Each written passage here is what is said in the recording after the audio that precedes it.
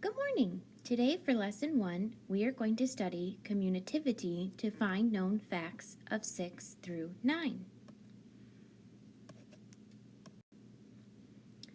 Let's look at number 1 on the problem set.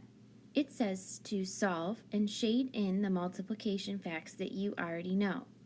Then shade in the facts for the 6s, 7s, 8s, and 9s that you can solve using the commutative property. Go ahead and fill in the chart. Pause the video while you work and replay when you are ready. So let's take a look at the ones. 1 times 1 is 1. 1 times 2 is 2. 1 times 3 is 3. 1 times 4 is 4. 1 times 5 is 5. 1 times 6 is 6. 1 times 7 is 7. 1 times 8 is 8. 1 times 9 is 9, and 1 times 10 is 10. Now I'm going to look at the 2's. So here I'm just going to count by 2's. So 2 times 1 is 2. 2 times 2 is 4. 2 times 3 is 6. 2 times 4 is 8. 2 times 5 is 10. 2 times 6 is 12. 2 times 7 is 14. 2 times 8 is 16. 2 times 9 is 18, and 2 times 10 is 20. Now I'm going to take a look at the 3's. 3 times 1 is 3. 3 times 2 is 6. 3 times 3 is 9. 3 times 4 is 12. 3 times 5 is 15. 3 times 6 is 18. 3 times 7 is 21. 3 times 8 is 24. 3 times 9 is 27. And 3 times 10 is 30. Now I'm going to take a look at 4's. 4 times 1 is 4. 4 times 2 is 8. 4 times 3 is 12. 4 times 4 is 16. 4 times 5 is 20. 4 times 6 is 24. 4 times 7 is 28. 4 times 8 is 32. 4 times 9 is 36. 4 times 10 is 40. Now I'm going to take a look at 5's. 5 times 1 is 5. 5 times 2 is 10. 5 times 3 is 15. 5 times 4 is 20. 5 times 5 is 25. 5 times 6 is 30. 5 times 7 is 35. 5 times 8 is 40. 5 times 9 is 45. And 5 times 10 is 50. Now I'm going to take a look at the 6's. 6 times 1 is 6. 6 times 2 is 12. 6 times 3 is 18. 6 times 4 is 24. 6 times 5 is 30. 6 times 6 is 36. 6 times 7 is 42. 6 times 8 is 48. 6 times 9 is 54. And 6 times 10 is 60. Now I'm going to take a look at the 7's. I know that 7 times 1 is 7. 7 times 2 is 14.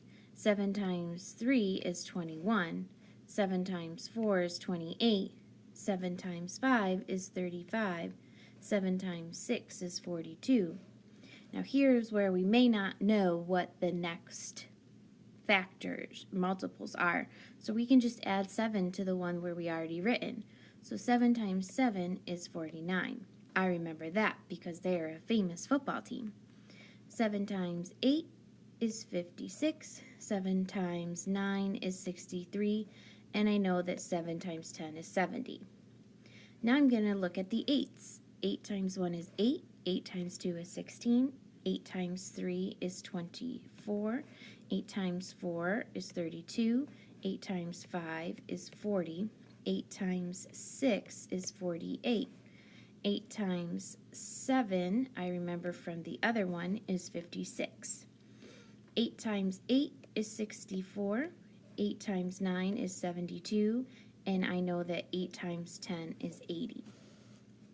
Now I'm going to take a look at the 9's. I know that 9 times 1 is 9. 9 times 2 is 18. 9 times 3 is 27. 9 times 4 is 36. 9 times 5 is 45. 9 times 6 is 54. 9 times 7 is 63. 9 times 8 is 72. 9 times 9 is 81. And 9 times 10 is 90. Now I can fill in the tens. So 10 times 1 is 10, 10 times 2 is 20, 10 times 3 is 30, 10 times 4 is 40, 10 times 5 is 50, 10 times 6 is 60, 10 times 7 is 70, 10 times 8 is 80, 10 times 9 is 90, and 10 times 10 is 100. Now let's take a look at letter B. It says to complete the chart, and each bag contains 7 apples. So the first one, I need to think to myself, 2 times 7 is equal to 14. So that's the total number of apples. The next one gives me the answer of 21. So 21 divided by 7, I know is equal to 3. So for the next one, I'm going to have 4 times 7, which equals 28. So I'm going to write that in the chart. Go ahead and fill out the next two on your own. Pause the video while you work and replay when you are ready. So for the next one, I will have 5 times 7, which I know is 35. For the next one, I'm given the answer of 42, so that means I'm going to divide by 7 in order to figure out the number of bags.